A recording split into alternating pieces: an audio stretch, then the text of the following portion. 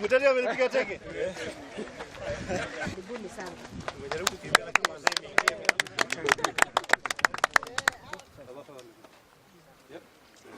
Hawa ni wachezaji, wale wengine ni supporters, times, and they want to hear what. So we're saying let's put everything aside. Let's give the youth of Nyeri and the youth of Central Kenya a chance for them to be the champions they are. And we hope to complete this work, which will cost us eventually to the tune about 500 million Kenyan shillings, to end up with a tartan track, to end up with a sitting capacity of about 10,000, to have changing rooms, to have a football ground and a rugby ground, in addition to other facilities that we want to put here.